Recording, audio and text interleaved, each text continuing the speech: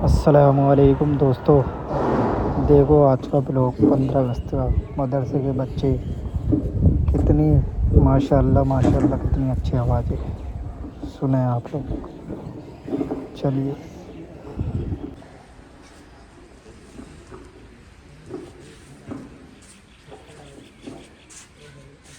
अस्सलामुअलैकुम रहमतुल्लाहि व बरकातुहू। बता क्या पूछता है मुल्क में किसका गुजारा है। मेरी नजरों में देखो मुल्क का दिलकश नजारा है। बता क्या पूछता है मुल्क में किसका गुजारा है। मेरी नजरों में देखो मुल्क का दिलकश नजारा है। मेरे हाथों की रेखाओं में नक्शे हिंद सारा है। लहू के आखिरी कतरे ने हिंदुस्तान पुकारा है। मेरा दिल है मेरी जान है मेरी आंखों का तारा है। ये हिंदुस्तान ये हिंदुस्तान ये हिंदुस्तान हमारा है। ये हिंदुस्तान ये हिंदुस्तान ये हिंदुस्तान हमारा है। हमारे मुल्क में हिंदू मुसलमान साथ रहते हैं। यहाँ ईसाई के कांधों पे सिख के हाथ रहते हैं। हमारे मुल्क में हिंदू मुसलमान साथ रहते हैं। यहाँ ईसाई के कांधों पे सिख के हाथ रहते हैं। हमारी सरहदों पे नौजवान दिन रात रहते हैं। वहाँ इसकी हिफाजत के लिए तैयार रहते हैं। मिटा देते हैं खुद को हिंद हमको जान से प्यारा है। ये हिंदुस्तान ये हिंदुस्तान ये हिंदुस्तान हमारा है। ये हिंदुस्तान ये हिंदुस्तान ये हिंदुस्तान हमारा है। तिरंगे की बुलंदी को झुका सकता नहीं कोई। अमान अल्लाह हमें दुश्मन मिटा सकता नहीं कोई। तिरंगे की बुलंदी को झुका सकता नहीं कोई। अमान अल्लाह हमें दुश्मन मिटा सकता नहीं कोई। जहाँ पे पाँव रख दे हम हटा सकता नहीं कोई। हमारे आगे सर अपना उठा सकता नहीं कोई। हजारों दुश्मनों का दुश्मनी ने सर उतारा है। ये हिंदुस्तान ये हिंदुस्तान ये हिंदुस्तान हमारा है। ये हिंदुस्तान ये हिंदुस्तान ये हिंदुस्तान हमारा है। मेरा वादा है कि इस मुल्क से उल्फत रखूंगा मैं। खुद ही में जिंदा अपने वीर की इज्जत रखूंगा मैं। मेरा वादा है कि इस मुल्क से उल्फत रखूंगा मैं। खुद ही में जिंदा अपने वीर की इज्जत रखूंगा मैं। मिटा दूं टोलियां दुश्मन की वो ताकत रखूंगा मैं। मैं छोटा हूँ जवानों से बड़ी हिम्मत रखूंगा मैं। अनीस इस जामिया के सारे बच्चों का ये नारा है। ये हिंदुस्तान ये हिंदुस्तान ये हिंदुस्तान हमारा है। ये हिंदुस्तान ये हिंदुस्तान ये हिंदुस्तान हमारा है। ये हिंदुस्तान ये हिंदुस्तान ये हिंदुस्तान हमारा है। ये हिंदुस्तान ये हिंदुस्तान ये हिंदुस्तान हमारा है। अस्सलाम वालेकुम।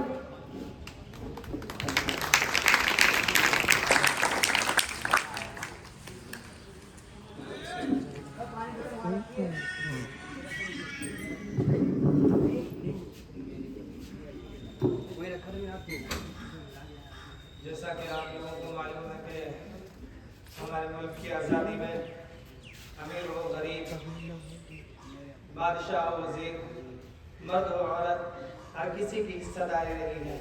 अब मैं एक और स्पीच के लिए अजीज़ मोहम्मद सिफान सल्लल्लाहु को मदद करता हूँ। आए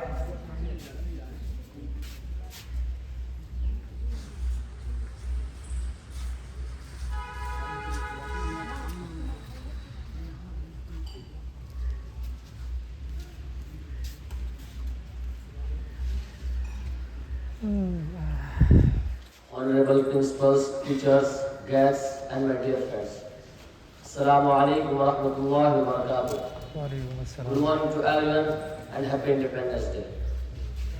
Close your eyes for just a moment and imagine India more than 75 years ago. The streets are filled with thousands of people shouting Vande Mataram and Inqilab Zindabad. The British rulers are trying to silence every voice for freedom.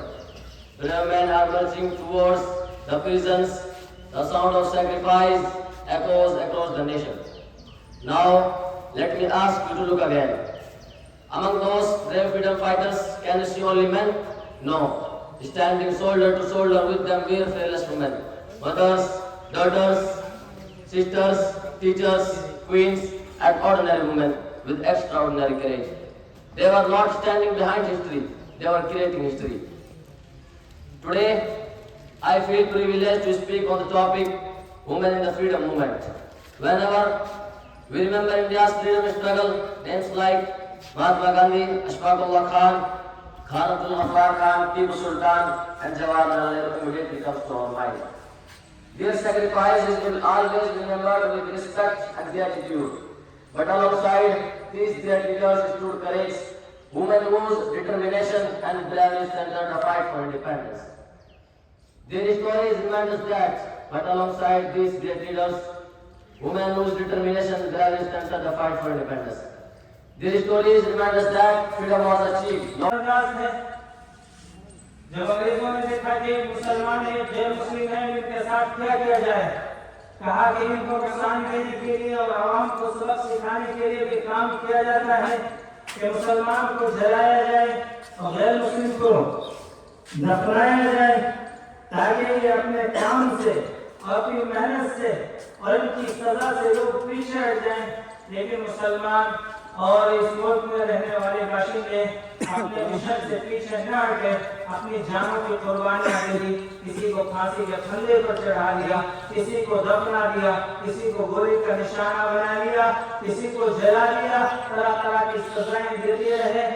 फजल हक खैराबादी ने जब जिहाद का फतवा दिया कि अंग्रेज के खिलाफ जिहाद करना फर्ज हो चुका है, हमारे लिए जरूरी है, हर मुसलमान के लिए जरूरी है कि अंग्रेज को इस मुल्क से निकालने की भरपूर कोशिश की जाए, मेहनतें की जाए, जितनी कोशिश हो सके की जाए। तो फजल हक खैराबादी को अंडमान निकोबार भेज दिया गया, जिसे हम खैराबादी की जेल कहते हैं। आज उसका मजार वहां पर मौजूद है। आखिरी दम तक अपनी बात पर कायम रहे, अपनी बात पर कायम रहे और जिहाद का फतवा दे दिया, जिसके बाद उलमा पहले भी मौजूद थे और तेजी के साथ ये आवाम अंग्रेजों के खिलाफ खड़ी हो गई। मौलाना अब्दुल कलाम आजाद ने जामा मस्जिद से ऐलान किया था, जब अंग्रेजों ने इस मुल्क में हिंदू और मुसलमान को तकसीम कर दिया जाएगा, आप लोग कहाँ जा रहे हो, हमारी मसाजिदों को वीरान कर दिया जाएगा। तो इस तरह से हर किस्म और हर फिरके, हर तबके के लोग ने इस मुल्क की आज़ादी में जितना जिससे हो सकता था भरपूर मदद की है, भरपूर ताउन किया है। हमने अपने हैसियत के मुताबिक इस मुल्क की आज़ादी के लिए लड़ाई लड़ी है। अमर शेर के साथ अपनी बात खत्म करता हूँ। चमन में फूल हाथों में गुलदान रहने दो, चमन में फूल हाथों में गुलदान रहने दो, मंदिरों में भजन, मस्जिदों में आज़ान रहने दो। दो ही कौम है जिसकी बात ये दुनिया करती है, अब ये हिंदू और ये मुसलमान रहने दो। रंगों में बांट बांट कर बेरंग सा कर दिया है, बना दो तिरंगा और उसको पुराने हिंदुस्तान रहने दो। अब अपनी बात खत्म करने के बाद हमारे मेहमान खास जनाब डॉक्टर तारिक कलामुल्लाह साहब, उनसे दरख्वास्त करता हूँ कि हमारे तलबा को इस मुल्क की आज़ादी और कुर्बानी और मुख्तसर अपनी बात पेश करें, ताकि हमारे लिए इस्तिफादा और फायदे का बायस बने।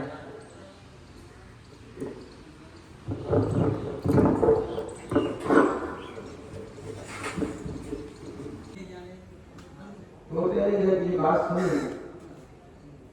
तो पिंजरे में वो भी फटकाया और वो ऐसे गिरा कि वो भी खत्म हो गया।